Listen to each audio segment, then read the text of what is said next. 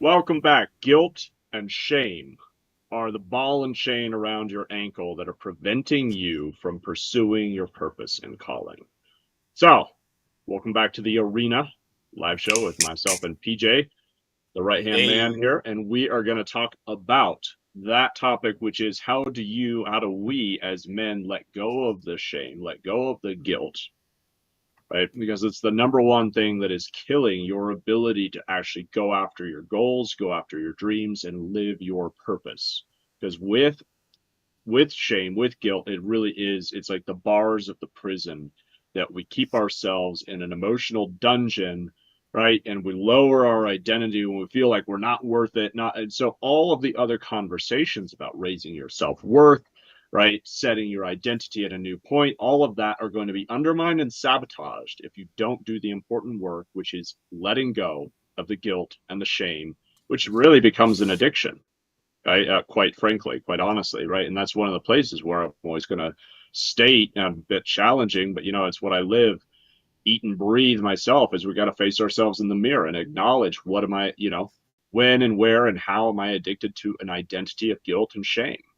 And if you can't let go of that, you're not going to live your purpose. And at that point, you're doing a disservice to everyone else, right? So guilt and shame, in a strange way, are a masked form of pride because we're just making it too much about ourselves. And your purpose and your calling are not about you, they're about others. And they're about how you empty yourself in the service of others. And you're not going to be able to do that if you're tied down by guilt and shame. So, what do you say, PJ? Where do we I go got, from I here? got, I got to cut the ropes, man. I got to cut the ropes. It's, Cut the it's rope. always feels like snakes almost, Peter. Like Mm-hmm. they just keep coming, they keep multiplying, and I think people have to realize even when you do let go, it still can come back. It's still Mm-hmm. there, and that's part of the Mm-hmm. growing process that we could do together. That you have to do constantly, and don't be afraid of that. It's about being there for yourself, being there for others.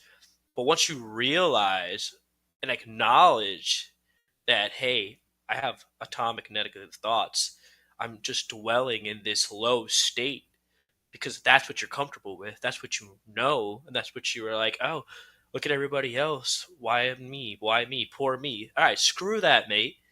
Step up, look at yourself in the mirror, and be like, hey, I need help. Mm-hmm. What am I going to do to fix me? Because there is nobody that's going to love yourself as much as you love yourself.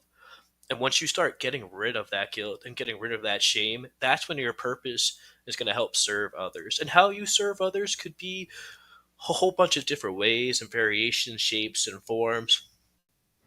I met Peter. He helped me just with structure, being a person, being a man, being a friend, being my mentor.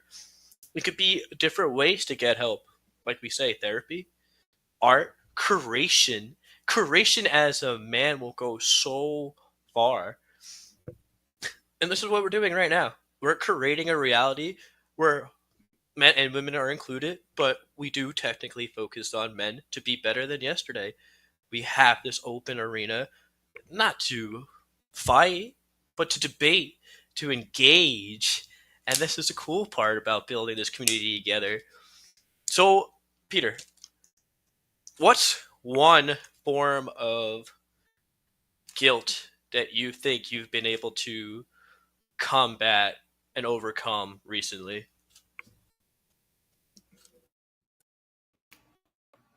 Big one comes with parenting, Mm. right? Because you make mistakes. And that's one of the things. So let's just start there. Like inevitably you're going to make mistakes. And that's where the guilt and the shame comes from, right? As we think, oh, I'm not going to do this anymore. So let's say it's a new thing that you did and you never thought you were going to do it, right? Some mistake that's kind of out of the blue. Or you have a perpetual perennial vice, right? Something that you've never been able to really shake off. It's a bad habit. Like I'm gonna stop this. I'm gonna, new beginnings, New Year's resolution, new birthday, whatever, right? There's all these different times we're like, yeah, that's it. I'm not doing that anymore. And then we find ourselves back at the bottle of whatever that thing is, struggling, and that right. And so all of these there's lots of opportunities, lots of places where guilt and shame come from, and it's usually some form of a mistake. I messed up, now I'm bad, Yes. right? So, case in point, clear example is then messing up with my daughter, right?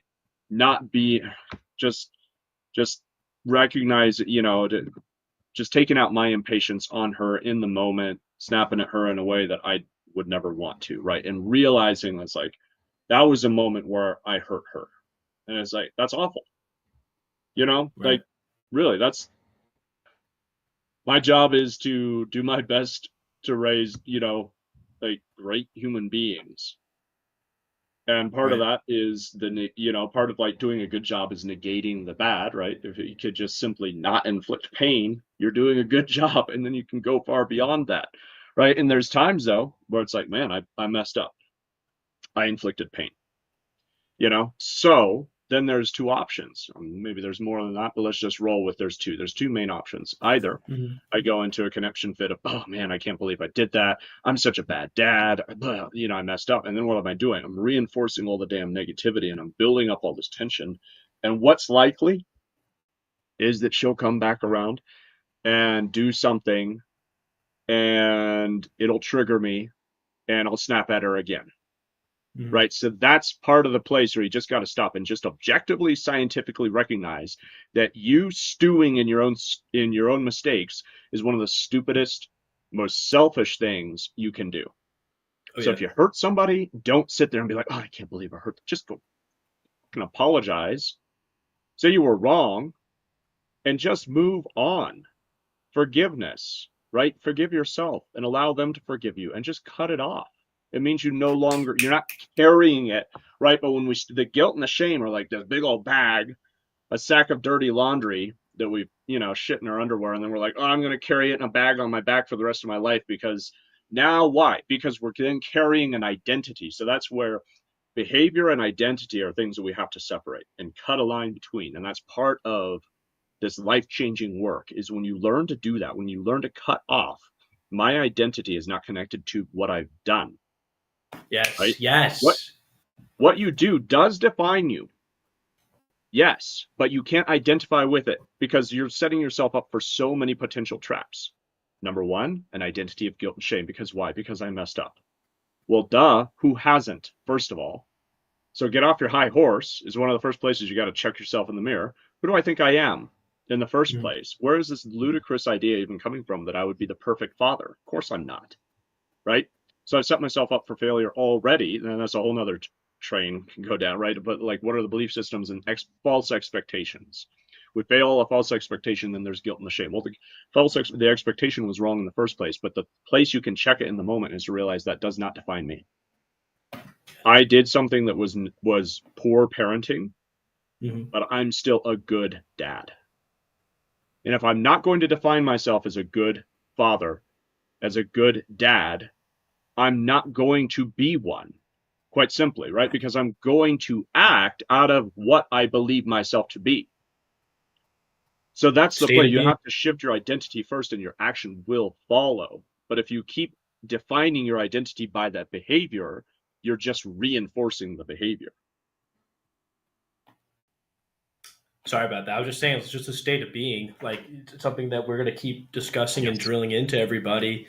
But hey, you at least you acknowledged it. You know what happened. You know what triggered you, and you apologized. No, we're Mm-hmm. not going to be able to save everybody, but it's just the follow through. I love that about it. You apologize. You said this action and behavior is something I have to work on. And Right. nobody's perfect. We're all flawed. But Right. damn, you're a good dad, a great person, a great friend, a great husband. And it's just we need to keep putting more positive affirmations for ourselves. Like Absolutely. I am, and stop with holding on the pain. And it's just, I Mm-hmm. love the fact that you let go of it. You let go of it because you went and apologized and you're going to rectify the behavior. And sometimes with guilt and shame, it's just cutting things off. For instance, if you're in a very toxic relationship, friendship, etc., stop acknowledging that person. Why are you giving them energy? Why are you giving them time and day? Walk away. You are your own person, and you're having trouble walking away. You gotta Google. There's all these agencies out there that provide support and help, and I'm sure that we could attempt to help you with this issue or topic. Yeah, bring it up But here.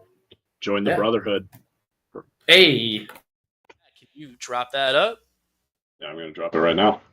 Oh, what's up, Bush 1G? What's up, Bush 1G? Boom.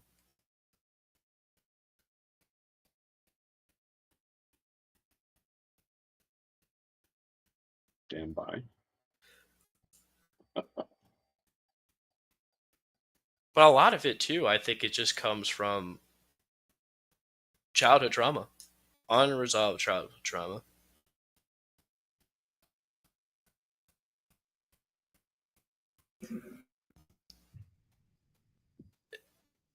It just kind of lingers. We don't. I don't think most individuals process their emotions well at all, and that's We're not taught how. how. What's that? We're not Taught taught help. how. School doesn't teach you how to process emotion. One of the most crucial skills you could ever have in your life. Two Mm-hmm. things that school does not teach you that I believe if you have these two things, Mm-hmm. you're gonna be like you have the foundation to live a good life. Like the actual foundation. We're not given that in the stupid, screwed up school system that we have with underpaid, overworked teachers. The most crucial thing for the development of a culture and a society is the development of children, and we undervalue it. We tell mothers that their value is in being empowered in the workplace, not being mothers, not doing the most critical, meaningful work that they have, which is raising their children. Right? Fathers too. I'm involved too. Everybody has to be involved, but like it's stupid that we disrespect mothers and we disrespect teachers and we undervalue them objectively. Like, invite anybody to tell me that we don't undervalue teachers because how much do we pay them? I know too many teachers, right? How much do we pay them? Not enough is the answer. They're overworked, they're underpaid, they're stressed out, right? And their classrooms are too full. It's stupid. We have a broken, jacked up system that shows our cultural lack of value for children, which is also a lack of value of the human being, which is a cultural epidemic that I think we're just facing right now, right? In so many ways, the messages that are out there is that you're not good enough. And it's the most insidious message that can possibly exist. Who you are is not good enough, and you somehow need to be something you're not. My message is that who you are is who you're meant to be. Your only job is to become yourself, develop yourself. So all that back to what are the two most critical skills I believe you can have? Emotional intelligence and financial intelligence. Okay, so let's dig in a little deeper. All right. With emotional intelligence and discussing guilt and shame, how would just a regular individual, other than therapy, process or gain the skill set in emotional intelligence? Excuse me. I think it's trial and error for me. I Well, feel like there's like, hey, these things are common sense. Don't be a dirtbag. Don't disrespect people. right. But I feel like I've learned different perspective. Even though I am viewing this, hey, this is okay to say. I didn't see it from this point of view. I didn't see it from a woman's point of view, or I didn't see it how it affected that person in that situation. And it's kind of like a give and a take. Like I got these interactions because I put myself out there. I am Mm-hmm. trying to connect with others. I am trying to be a better person. And I want that constantly. I'm striving for it. And I feel like it's okay to make mistakes. It's just how you go back full circle. Like, are you going to repeat them? But then I don't think you're emotionally intelligent because now you're repeating a toxic behavior. You have to break that cycle. Yeah, and let's pause there and recognize that high standards are good with compassion. for ourselves and for everyone, right? Absolutely. You got to break the cycle. And if you're struggling and you're repeating behavior that you know is wrong, but you still want to, it doesn't make the mistake. Oh, it's not a justification of the failure, right? It's not ever a justification of unhealthy or toxic behavior, right? It's not okay. It's just Right. simply not okay. But at the same time, you have to have compassion with yourself and forgiveness for yourself, because you're not going to break the cycle if you don't learn to forgive yourself. And so that's where I think that also is the answer to how do you start to develop emotional intelligence. Well, it really starts with awareness first and foremost, right? Is using that ability that we have, that of consciousness. Do we know if, like, animals, what separates us from the animals in the end, right? They're just running on instinct. They don't have the ability to move into their prefrontal cortex and become aware of their awareness, right? It's a whole nother level. We have that ability to step into awareness of our awareness.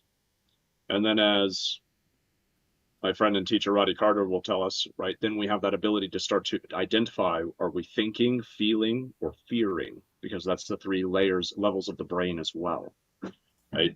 Go to roddycarter.com to learn more about him. Neuroscientist and an executive coach who teaches you how to rewire your brain. Fantastic, his content, and I learn a ton from him. So that's your ability, though. The prefrontal cortex there is that gift that we have as human beings, which is also where our idea of consciousness comes from.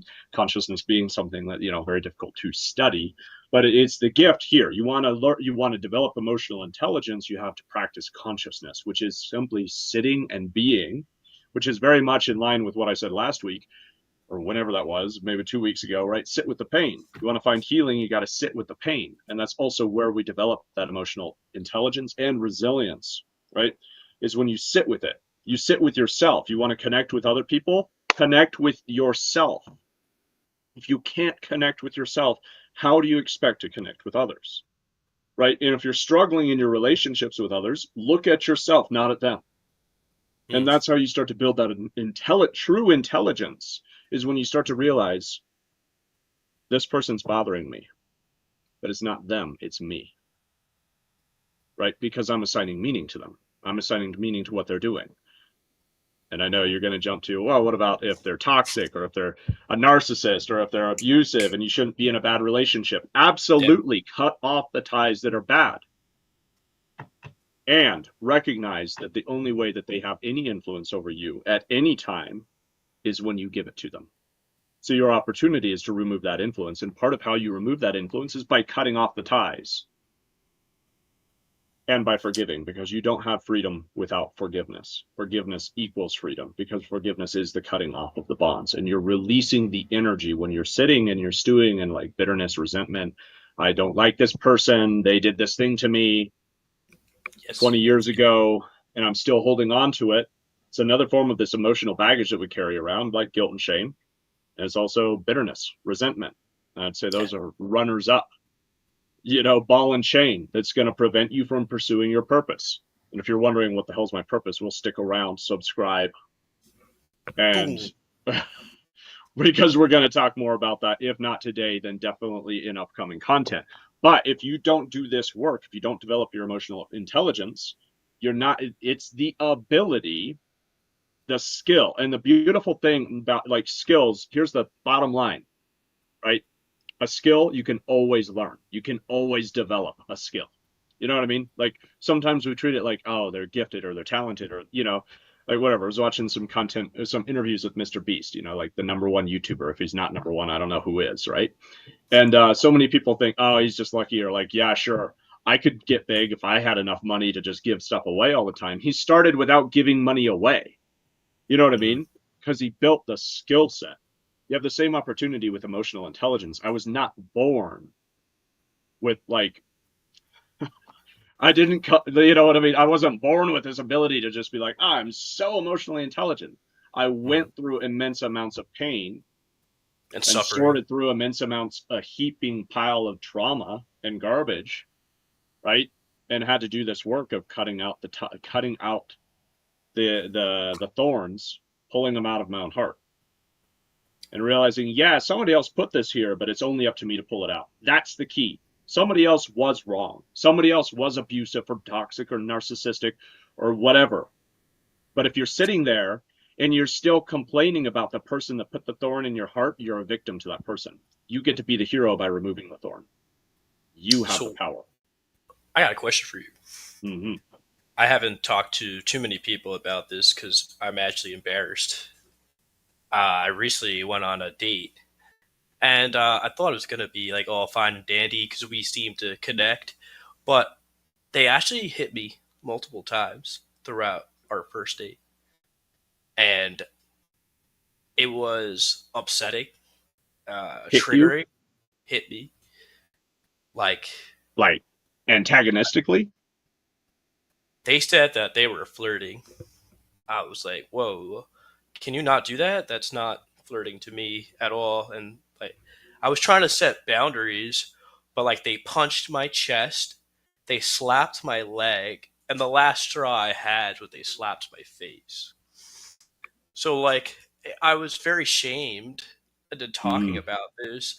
Like, I felt a little demasculated because they told me to mm, man up, that I was being a pussy. So I was taking a pause from dating. And I was like, dude, what did I do wrong? I kept putting it on myself because mm. I felt like maybe I said something off-putting, or did with my actions a cause of a reaction to them to make it them think it was okay.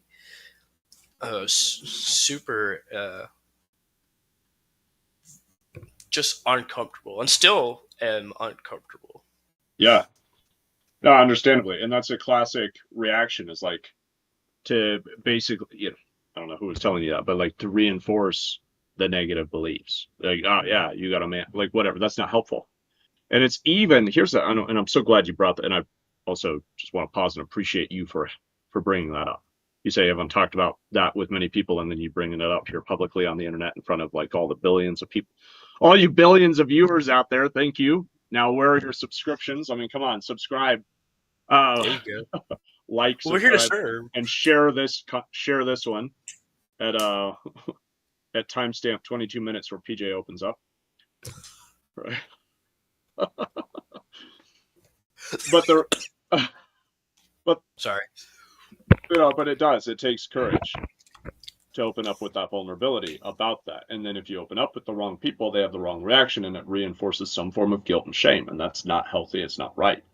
There is no play in this. And again, why I'm so glad you brought it up is because that's an insidious underbelly of a lot of personal development stuff.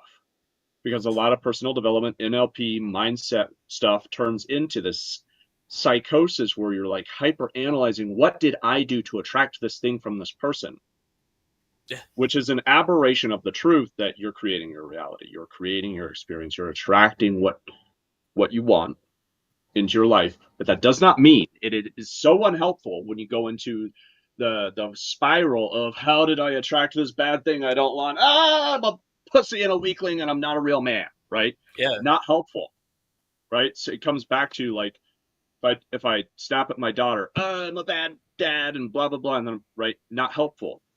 That's the time to pause. And this comes back to state, right? You mentioned that earlier. That's been an ongoing discussion. It's a big part of, right? An underpinning of my whole philosophy and approach is it's about the state. You have to step into the state of you have that moment of crisis is your opportunity to reclaim control and power in your life, of your experience, because it is internal. Doesn't matter what those people are saying to you. You get to just own that's in the past, Mm. and I get to choose it moving forward. Now I know what I don't want. Simple, right? And you Yeah. can take it further and imagine what do you want? And that's what you should, right? Now just go and rewrite it. Because we all have that, we are all the authors of our life and our experience. We just don't really like, the difficulty is so like that I struggled with for so long, especially when I got into kind of the self-help world. But I mean, even before that, just like reading through spiritual teachings and like ancient texts and all this stuff, trying to figure myself out and figure out my life and figure out what's the practical application. It's like, okay, I grasped the night at a conceptual level excuse me, that concept that we're writing our life, we're creating our life, right? But how do you do that? How do you reach out and take the pen and move your hand? And I'm like, I just scribble. I felt That's a like I'm start. 3 years old, right? What's that? That's a start, though. That's a start, Start. 100%. And but case in point, like example here, practical application is you have an experience you don't want. You have the ability to reimagine it. That's it. Take it as leverage to reimagine what is that event that you do want. And don't dwell in the past. Do not dwell. Because when you go back and you remember that experience, what you're doing is you're pulling it from the past into the present. Mm. And then you are dismembering your true self by remembering a state that is not you, right? Nothing about you deserves to be abused. For no one. Who For no knows one. where the hell that idea came from for this chick that she thinks that's flirting? I don't know. I've known some girls that, yeah, they get flirty and they smack you on the leg, but not hard. It's kind of like this little soft little, like, it's more like a little tap, right? Yeah. But if somebody's starting to get like, I don't know, weird, who knows? Not your problem. That's that person's journey, that person's baggage. And you don't need to bring it into your experience. And that's the bottom line of unhealthy people that don't cultivate emotional intelligence, which is they don't deal with their own trauma, pass their trauma and their pain on to others. Then that's the key for fatherhood and parenting, right? And that's what I'm talking about with my dog. It's like, if I notice behavior that I know hurt me as a little boy, the way I was treated, I'm like, and then I catch myself repeating that. So that's some of the worst pain, right? I realize, wow, I just did that behavior, right? Well, now I get to reimagine it and I get to change it and rewrite it in the moment. And that's the key, is don't get sucked down, bogged down into, oh, right. And it's going to happen. Don't beat yourself. Like, please. If you do, don't beat yourself up. If you do spiral, just catch it. That's it, right? It's okay.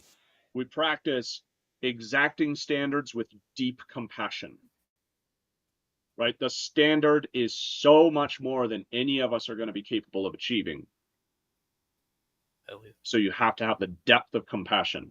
And the way you cultivate your own depth of compassion is by going into your own heart, sitting with your own pain, realizing your own wounds.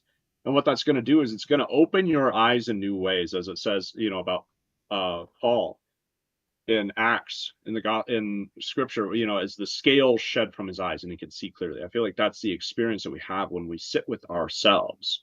There's a beautiful part of that, story in Acts is Paul the apostle. Before he was the apostle, right? He's riding out to Emmaus to go try to go hunt down and kill more Christians. Got to get rid of these crazy people, these religious fanatics, and Christ himself encounters him. He thinks he's serving God, and God challenges him on the road to Emmaus and blinds him. He's blind, because it's such the beautiful, again, the symbolism, right? What is the application? Because is that a historical event? Yes. Does it have a lot of meaning, a lot of different layers of meaning to it? I'm never going to reduce it to one, but the symbolic significance of that is our own encountering of how wrong we actually are. Because so often we get deluded into thinking, I am right, I know the best, I'm going to go over to this other, right? I cleaned up this town, I'm going to go clean up the next town. And then something happens and we have an event of confrontation with truth, of light, and we find it to be unbearable to our clouded eyes, and it blinds us, and then the scales fall away, and we can see more clearly. And those scales fall away in this process of sitting with ourselves and reconnecting with ourselves, and we can see others more clearly. And I'll tell you, like, part of my own experience is like I can see and feel the pain of others.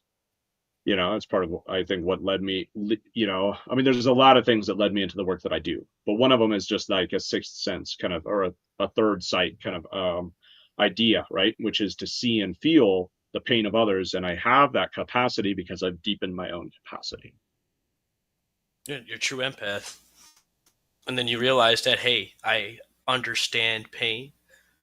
As I understand pain, maybe I could show the light towards others. And this is why we talk about these difficult conversations and topics, because hey, we're not perfect either, and we gone through not just trauma, just really bizarre situations more lately than usual. Not a pattern, by the way, guys. Excuse me. But this is the cool part: is processing it together in a healthy environment in the arena, but also processing it with ourselves. And I Mhm. think that was like a really good takeaway is reimagining that event or me reimagining the desire. I was like, hey, yeah, I definitely don't want that ever again. Right. Not Right. happening. And it's just like maybe the light was, hey, I was able to speak about my pain, able to Yeah. see that I was assigning meaning because I was falsely thinking it was my fault somehow, even though I set boundaries. Right. Now I just gotta be like, this happened. I'm gonna move on and go back to the state of being, attract, to gravitate, to elevate, and this is what this is for. Now, dude, I feel so much better. I Not gonna love it. lie, like I feel Yeah. what a Good. thing, man. What a You thing. deserve to. And that comes back to right. Your purpose, your calling is something that you're going to feel amazing when you live it. Right. So that's why guilt and shame are going to prevent you from it. Because if we're addicted to guilt and shame, we're addicted to an identity where we're actually beating ourselves down. We consider ourselves unworthy, right? And like, I don't know what everybody's view of God is watching this, and some of you might even be offended by the word God. Oh, like, and I probably would agree with you if I understood what God you're offended by. That's one of my favorite things. Like, many people say, I don't believe in God. I'm like, well, which God do you not believe in? They tell me more about it. I'm like, yeah, well, I wouldn't want to believe in that God either, right? And I don't believe in that God. But I mean, here's the thing: it's like when we have a low self-image, it's this mystery of free will, right? So free will, determination, law of attraction, all this kind of law of attraction is kind of goofy in a lot of ways, but manifestation. It all just comes back to you are the filter through which your experience is able to happen. That's the mystery of free will. Some would say that you are God pushed out through you and all this kind of stuff. I don't go there by any means, right? But I definitely do hold to the standard that you're determining your reality, right? Which comes back to that duality almost of how did I attract this? And the danger there is then we're assigning meaning about ourselves. And where that goes is down the rabbit hole of assigning negative meaning, low self worth. And by doing so, we're restricting its ego. It is pride, madness of pride, which is the pinnacle of all the deadly sins is pride. Pride is the only one because it's only in pride that we reject God's gifts because we think I'm not worthy, Yes. right? Shrouded as some kind of humility, but it's not. It's just vanity and pride, shrouding itself as, trying to be humble, or maybe not, or maybe just straight up masochism, whatever it is, right? Either way, we have to be purged of that so that we can receive the goodness of life because life is good. God is good. Albert Einstein has that quote, right? The most important decision a man can make, or we can make, humans can make, I'm paraphrasing, is whether we live in a benevolent or malevolent universe, right? Yeah. So your decision about like, and even if I mean, here's the irony: is sometimes when we say I don't believe in God, but you're still creating a worldview where the God is evil, malevolent. So that's Hmm. the thing to challenge. What God governs your world?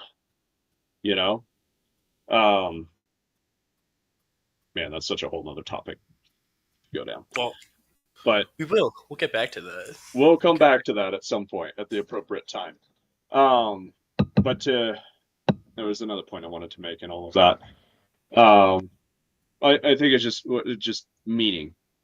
The assignment of meaning is where you can have the opportunity to find freedom. Is when you can check yourself in the moment. How I'm assigning meaning. I can stop assigning meaning, and I can recognize this event doesn't mean what think it means. Right? This chick hitting you does not mean right. So what just happened? If you don't mind me breaking it down, using you a little bit more as a guinea pig here, right? What happened was the event happens. you start to assign meaning, something about me, you. Then you go to reach out to some other people to talk about it, and they reinforce that meaning that you started to assign. Would they have if you hadn't assigned it? Who knows? Probably, because it's kind of a cultural thing. This is also back to the point as well of like developing. You going through that has given you a deeper understanding now and a better opportunity to empathize with people, because you realize like how many young boys have actually been raped by women, and they grow up and they carry immense amounts of shame. And in some of those situations, and I'm speaking because I know I've heard these stories directly, like the people around them that they're reaching out for help to are saying, "Oh, good job, you got her, huh?" Yeah, right. It's this weird culture of like, "Yeah, you make her holler." It's like, no, it's a little boy who's really weirded out about this situation, you know. And I've had certain boundaries. I've never been raped, thankfully, but I've had certain boundaries crossed by older girls too. Physical boundaries, you know, sexual areas. It really did a number on me for a long time, carrying exactly that. I assigned the meaning. I was bad. I was weak. I was cowardly. All these kind of things, right? And it happened young. Happened really young. So what happens is it just gets buried because life moves fast. You know what I mean? Life goes by so freaking fast. And these things get buried layer by layer by layer.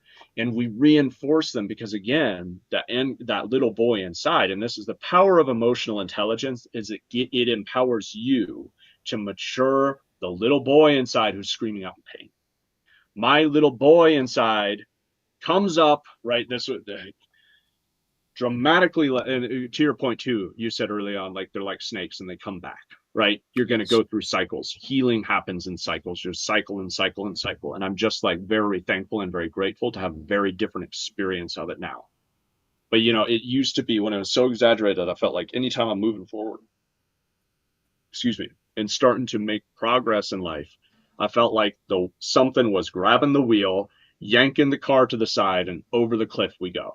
You know what I mean? And it's like your inner child will reach up and literally grab the controls, right? Your unconscious and your conscious brain are like front seat driver and back seat driver. Unconscious driver will just jump across the seat, grab the steering wheel, and and then you're trying to sit there, bind them, gag them, throw them in the trunk, and it's escalation, right? And that's if you don't understand how to heal the inner boy, that's all that happens is exponential escalation.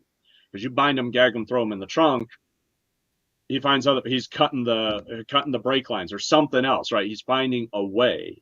There's always a way. Why is not because he's trying to stop you. Why is because he's hurt and he doesn't know what the hell to do with it. And the beauty of it is now as adults, I mean, you experienced this when we did that timeline process, right? The healing process, going back in time. And that again, time bends around and through and in this present moment. And that's so as much as we're carrying the baggage of the past with us, we can not just let it go, but heal that past. Go back to that moment where we're young, we're little, we're scared, we're unsure, we have no idea, we feel completely disempowered, and fulfill the needs that were not met by those around you. And this comes back to people have placed thorns in your heart, either purposefully or through their lack, through their ignorance, right? One way or another, people who needed to be there for you were not. Was it on purpose? Probably not in a lot of cases. In some cases, right? That's what I'm saying. There's a spectrum of just complete ignorance and just like, of what's neglect and abuse, right? And so people weren't there for us when we needed them to be there for us, but we can be there for ourselves. And that's the power that we gain, that we claim. And I just want to appreciate you in this moment. Having the courage and vulnerability on this call, brother. Thank you. It's your words speak a lot. It's just it's true. And also like just growing together. I also never saw other people's perspective of what they were doing for me. And I assigned meaning that should not have been, and Mm. I had that guilt and that shame and that anger, especially. I would add that emotion in, Yeah. and you said that time just moves so fast. I've lost so many years of just not being myself to fear and anguish and animosity, not Mm. being not being my father, not being my father, wanting to be my father, not having that masculine identity introvertly, extrovertly, and physically. And just, I wish I met certain people sooner just to understand my path. It makes so much sense. I mean, I know divine timing is Hmm. how it should be and when it should be.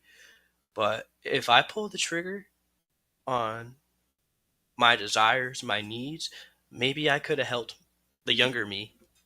Maybe I could have helped somebody else that's going through these trials and tribulations.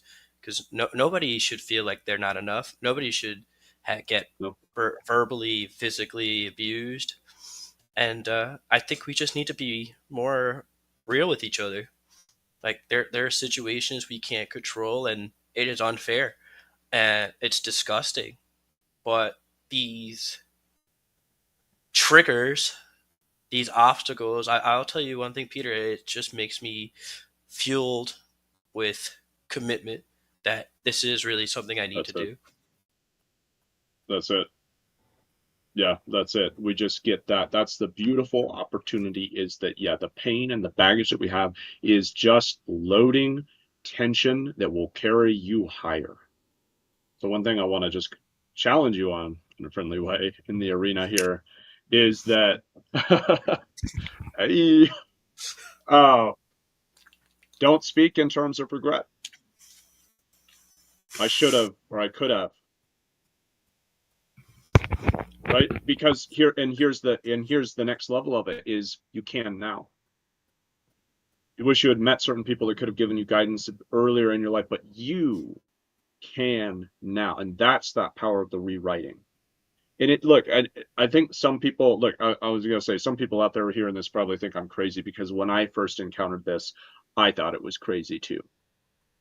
But it's just comes down to challenging what addiction are you going to stick with? Are you going to keep telling the same damn story or are you going to Mm. rewrite it? Because your opportunity is to rewrite the damn story. And you might think, oh, but it actually happened. Well, of course it actually happened, but you don't have to keep carrying it around. Just go close the story up, right? But it's also actually happened. Memory's only 50% at best. That's the other layer to challenge it with.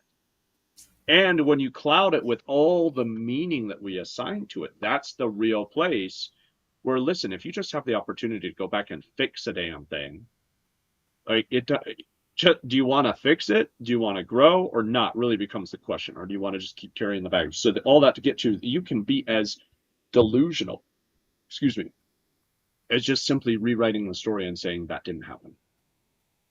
Yeah. And why not? Would be my challenge. Why not? Because, oh, it's nice to carry it, right? Like, look, the scars are there regardless. You know what I mean? Like I ran into a barbed wire fence.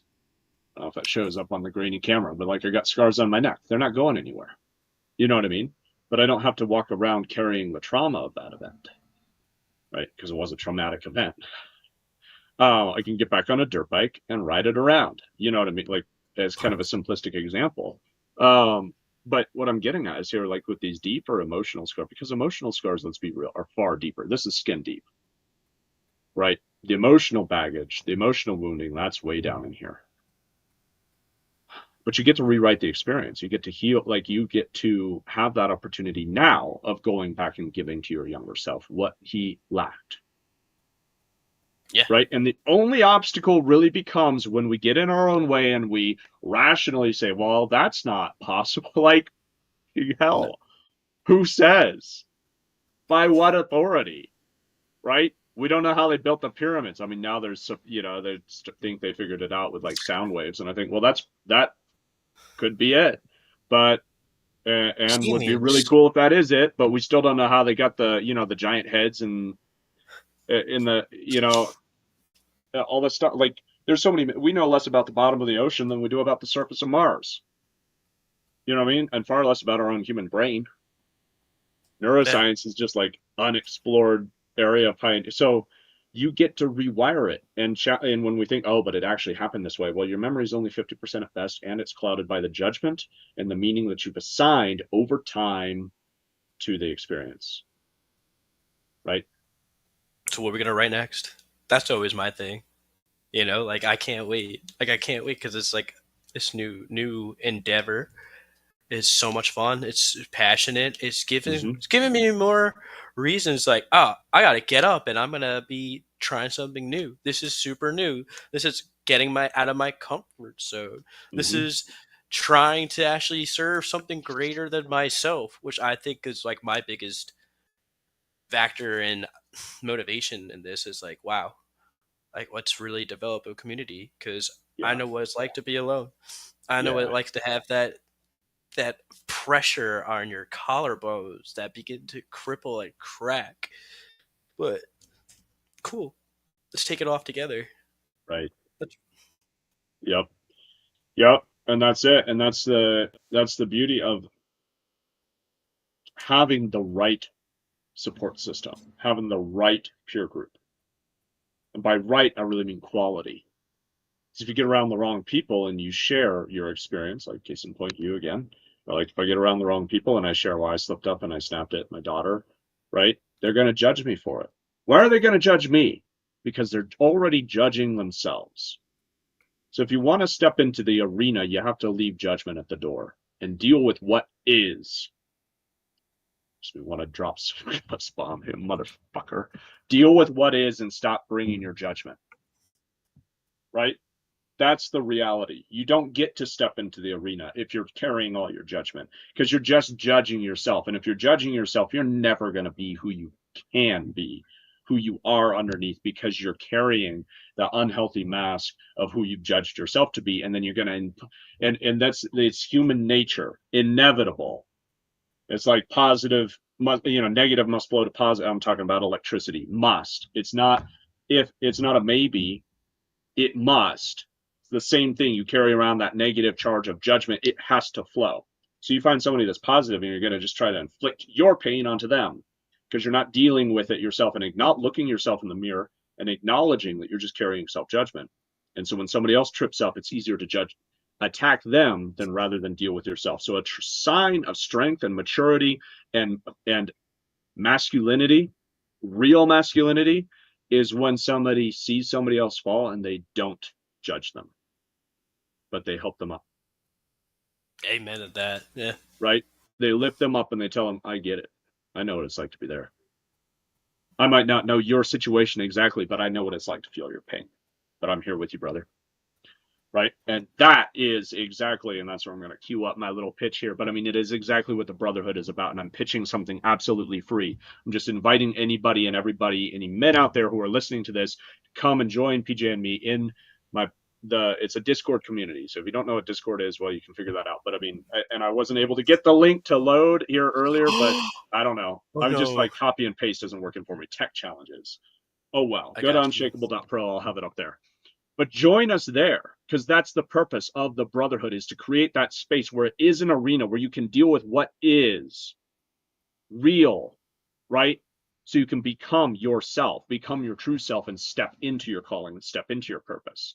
And the only way we can do that is by having a quality peer group, which is what Brotherhood is. I would define Brotherhood as being right because you got buddies, you got pals, you got friends. Friends will tell you what you want to hear, right? But a brother's going to challenge you for your own benefit. An enemy's going to challenge you to take you down, right? That's why sometimes dealing with your enemies is actually what can be the best thing, is because they can, right? But a brother is that person that's going to almost go harder on you than your worst enemy would, Yes. because he knows you're capable of so much more. And that's That's fun at my key. best meets. Yeah. Speaking of Brotherhood, this guy Hey, Surrey, man, I met him in Australia 4 dude. years ago. And speaking of Brotherhood, this guy has challenged me time and time again to actually get financial intelligence because I Yeah. am freaking stupid at sometimes with that. But this is You what get the to whole rewrite brotherhood that. was.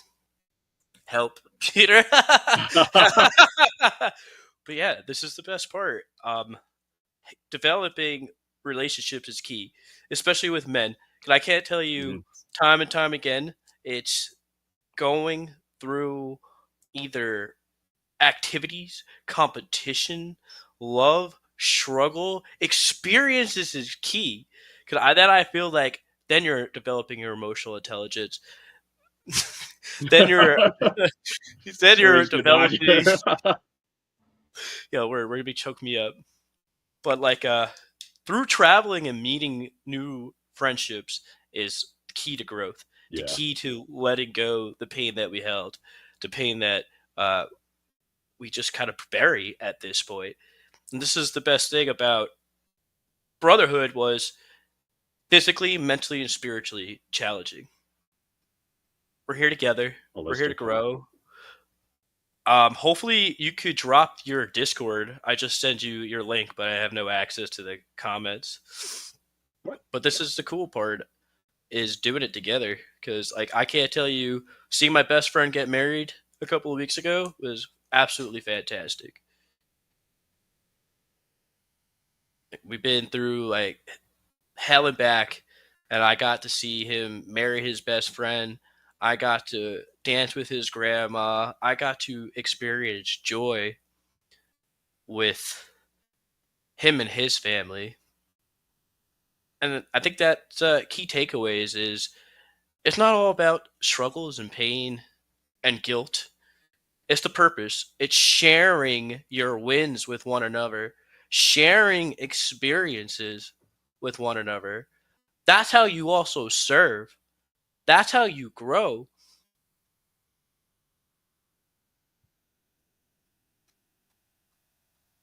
It was just I get a very huge, immense pleasure. I don't know if that's the right word, but pleasure, gratitude, ecstasy in seeing these people that I'm growing up with grab their desires. Thanks, Jerry. Appreciate it, brother. Sorry. But going through their desires, pushing through it, making it work, making it happen, taking the time and figuring it out, but also, hey, I got to help PJ up. I'm going to hit Peter up. Let's walk through this together. What happened? Mm-hmm. How can I help you? Sometimes it's just simple as listening. You could vent it all out, then you have to process it. But I think that, yeah, with this brotherhood, let's go. Let's meet each other. Let's go on whitewater rafting, zip lining. I think the adrenaline, the competition, if we do paintballing, some kind of activity to just enhance, put you out of your comfort zone, make you think, oh shit, I just did this. I just did whitewater rafting. I've never done that before. Because you just did something new. Because you just doubted yourself. You just decided meaning that you weren't able to do this. And now Mm-hmm. this newfound maybe a passion or maybe just a one and done thing. Like, hey, cool. Like I just went to Australia. That was awesome. We did it. The most beautiful sunrises and sunsets. Mm-hmm. Or even something little. I went to the aquarium and I'm afraid of sharks. You just attempted to conquer your fears. That's an experience, you know, and there's something specific for men as well in sharing experience because men bond through work and experience. And I don't mean work like work is activity, right? Work is engaging in something significant together. That's why I love the round table too. Also comes to mind as an analogy of this, right? The Knights of the Round Table. Each of them, almost all of them, had their own like individual quest. Each of them had their own individual stories, but they came together because they supported something greater than their individual, right? So it's the sum is greater than the parts is the experience, and that's the same thing with a community, with a peer group, with a brotherhood. is the sum of what we can do together is far greater than our individual parts. But the individual parts don't conflict, right? When you're with the brotherhood, your brothers are going to encourage and empower you in your own mission, not compete with you. And compete is when people want to tear you down, right? And competition comes from small-mindedness, lack, scarcity. There's not enough. Not enough of what, right? Not enough problems in the world to solve? Get a life. You know what I mean?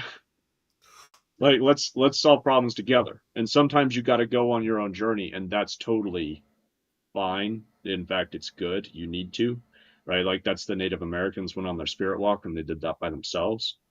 That's cool. We all got to have our own individual and specific and solo journey sometimes, but then we get to come together.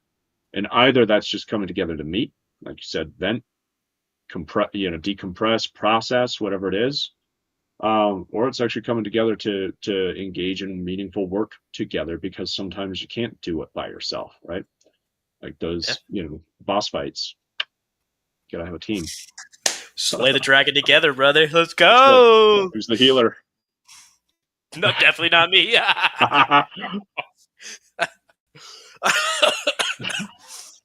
Sorry, I'm actually like playing a game, and not me. I'm not playing Dragon Ball, but like a Dungeons and Dragons currently on the console. Remnants 2, I was telling you about, and it's just fun because which one? Remnants 2. Oh yeah. That's right. Yeah, you told me about that. I checked it out. It looks cool. I gotta get it. I don't know if we can play, like if it goes cross compatible. I mean, it's like interracial marriage.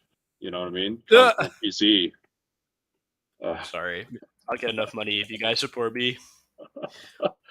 That's it, dude. And by the way, I can't get copy and paste to work. I don't know what's going on, but I made you co-host. Can you see if you can paste that into the Discord in the chat? Let me see.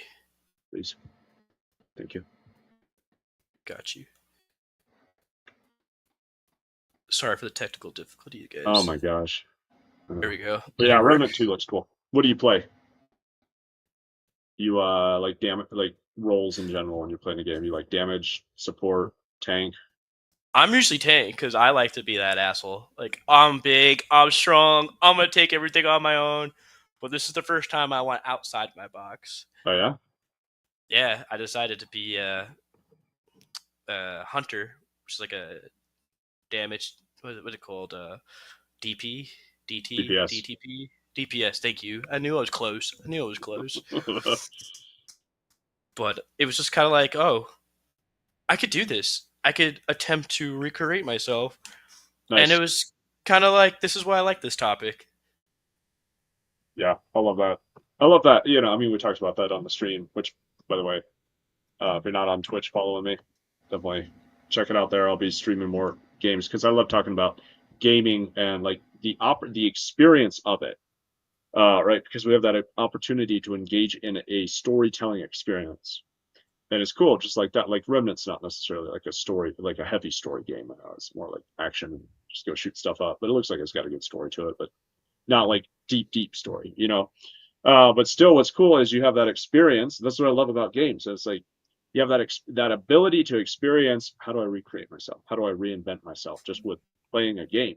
But you can it's one of those opportunities. You can make small little shifts in your life. There's small little levers you can pull, and it might even be something that, I don't know, the people that are going to laugh at and be like, oh, how's a game going to help you, right?